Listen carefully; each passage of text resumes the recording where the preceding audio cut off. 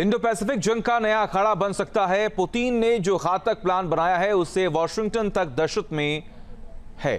दरअसल पुतिन ने इंडोनेशिया की एयरबेस पर अपने खतरनाक जंगी लड़ाकू विमान तैनात करने की मंजूरी मांगी है। अगर ये मंजूरी मिल गई तो ऑस्ट्रेलिया से लेकर अमेरिका तक बड़ी मुसीबत में फंस सकते हैं। कैसे, देखिए। इंडो पैसिफिक में बढ़ा तनाव।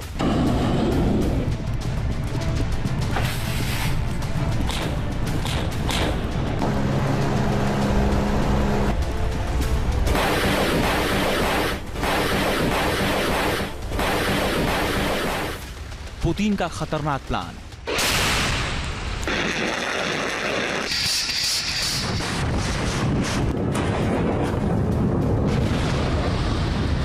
वॉशिंगटन से कैनबरा तक हाहाकार।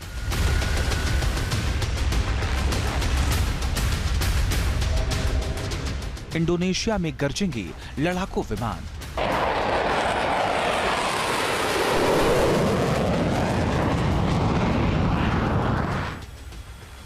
इंडो पैसिफिक में रूस चीन की साझेदारी से सुपर पावर अमेरिका पहले ही मुश्किल में है। अब पुतिन के कदम से ऑस्ट्रेलिया से लेकर अमेरिका तक दहशत मच गई है। रूस ने अमेरिका को तगड़ा झटका दिया है। पुतिन इंडोनेशिया में घातक बम वर्षक तैनात करने की फिराक में है, जिससे अमेरिका तक खलबली मच गई है। रूस ने इंडोनेशिया के मनहुआ एयरबेस पर लंबी दूरी के लड़ाकू विमान तैनात करने की मंजूरी मांगी है। अमेरिका और ऑस्ट्रेलिया के लिए खबर पैरों तले जमीन खिसकाने वाली है। अगर पुतिन अपने मंसूबों में कामयाब होते हैं तो रूसी लड़ाकू विमान ऑस्ट्रेलिया से सिर्फ 1200 किलोमीटर की दूरी पर होंगे। ऑस्ट्रेलिया और अमेरिका के बीच सैन्य गठबंधन है। ऐसे में इस लड़ाकू विमानों में अमेरिका के लिए भी खतरा है। अब सवाल है कि रूस इंडोनेशिया में लड़ाकू विमान क्यों तैनात करना चाहता है। इंडोनेशिया में जिस एयरबेस पर रूस लड़ाकू जेट तैनात करना चाहता है वो जगह रणनीतिक रूप से बेहद अहम है। यह एयरबेस प्रशांत क्षेत्र में प्रमुख समुद्री मार्गों तक पहुंच प्रदान करता है। इसमें दक्षिण चीन सागर तक पहुंचने का रास्ता भी शामिल है। दक्षिण चीन सागर अमेरिका चीन के बीच तनाव का केंद्र है। इससे पहले रूस ने 2017 में गश्ती मिशन की शुरुआत की थी। मनहुआ एयरबेस से 2 परमाणु सक्षम Tu-95 बम वर्षक उड़ाए थे। माना यह जाता है कि अगर रूस ने मनहुआ में लड़ाकू विमानों को तैनात करने का फैसला किया है तो उन विमानों में घातक टुपोलेव, Tu-95 और Tu-160 रणनीतिक बम वर्षक हो सकते हैं। ये विमान परमाणु बम गिराने में सक्षम है।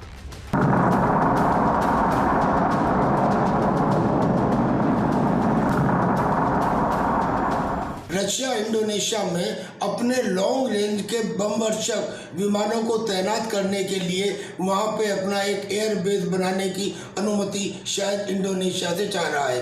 कुल मिला के बात यह है कि वहां पे चाइना और रशिया मिलके अमेरिका के खिलाफ एक बाकायदा फ्रंट ओपन करना चाहते हैं और उसे चैलेंज देना चाहते हैं कि मोनोपोलर वर्ल्ड अमेरिका की दादागिरी खत्म। और ये काम रशिया और चाइना ने तब शुरू कर दिया था जब वो न्यू इरा ऑफ पार्टनरशिप में एक दूसरे के साथ मिलाया था और कहा था कि नया वर्ल्ड ऑर्डर, और जिसका पहला कदम रशिया के कजान में ब्रिक्स सम्मेलन के दौरान ले लिया गया था।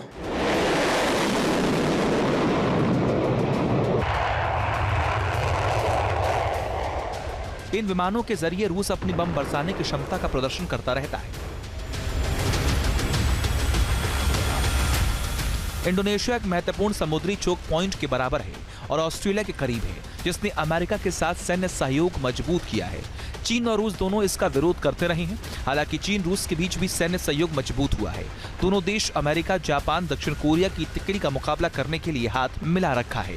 यही वजह है कि इंडोनेशिया के एयरबेस पर रूस के लड़ाकू जेट अमेरिका और ऑस्ट्रेलिया के लिए बड़ा खतरा बन सकते हैं। हालांकि रूस चीन से निपटने के लिए अमेरिका भी लगातार अपने नेवी को मजबूत कर रहा है।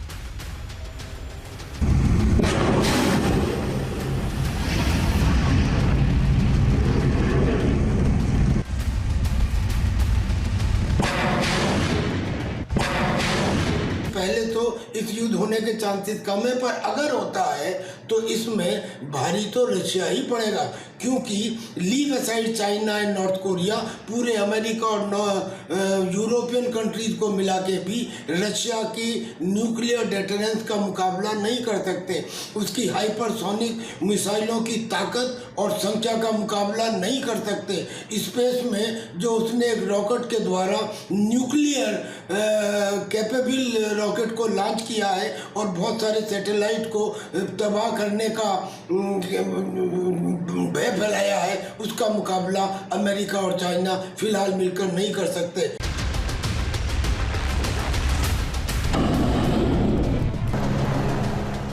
संभावित खतरों को देखते हुए डोनाल्ड ट्रंप ने जहाज निर्माण के आदेश पर हस्ताक्षर किए हैं, जिसके तहत 381 नए शिप बनाए जाएंगे।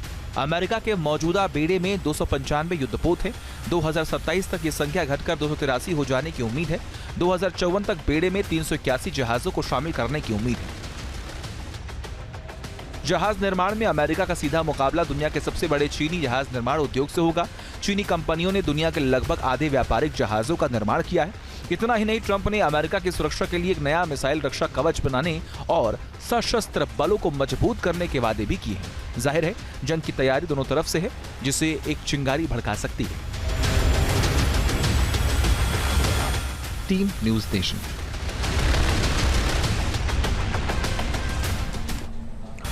इंडोनेशिया एक महत्वपूर्ण समुद्री चोक पॉइंट के बराबर है और ऑस्ट्रेलिया के करीब है, जिसने अमेरिका के साथ सैन्य सहयोग मजबूत किया है। चीन और रूस दोनों इसका विरोध करते रहे हैं। हालांकि चीन रूस के बीच भी सैन्य सहयोग मजबूत हुआ है। दोनों देश अमेरिका, जापान, दक्षिण कोरिया की तिकड़ी का मुकाबला करने के लिए हाथ मिला रखा है। यही वजह है कि इंडोनेशिया के एयरबेस पर रूस के लड़ाकू जेट अमेरिका और ऑस्ट्रेलिया के लिए बड़ा खतरा बन सकते हैं। हालांकि रूस चीन से निपटने के लिए अमेरिका भी लगातार अपने नेवी को मजबूत कर रहा है।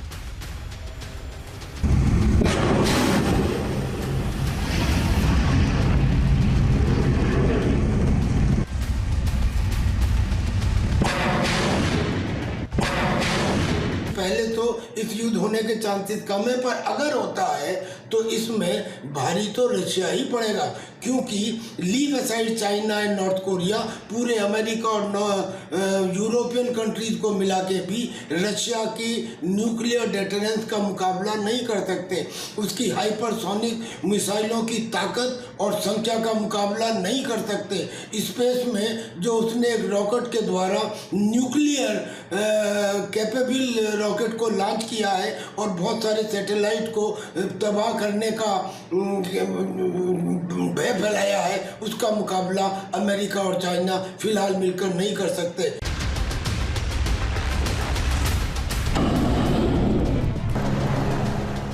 संभावित खतरों को देखते हुए डोनाल्ड ट्रंप ने जहाज निर्माण के आदेश पर हस्ताक्षर किए हैं, जिसके तहत 381 नए शिप बनाए जाएंगे। अमेरिका के मौजूदा बेड़े में 295 युद्धपोत हैं। 2027 तक ये संख्या घटकर 283 हो जाने की उम्मीद है। 2054 तक बेड़े में 381 जहाजों को शामिल करने की उम्मीद है। जहाज निर्माण में अमेरिका का सीधा मुकाबला दुनिया के सबसे बड़े चीनी जहाज निर्माण उद्योग से होगा। चीनी कंपनियों ने दुनिया के लगभग आधे व्यापारिक जहाजों का निर्माण किया है। इतना ही नहीं, ट्रंप ने अमेरिका की सुरक्षा के लिए एक नया मिसाइल रक्षा कवच बनाने और सशस्त्र बलों को मजबूत करने के वादे भी किए हैं। जाहिर है, जंग की तैयारी दोनों तरफ से है, जिसे एक चिंगारी भड़का सकती है।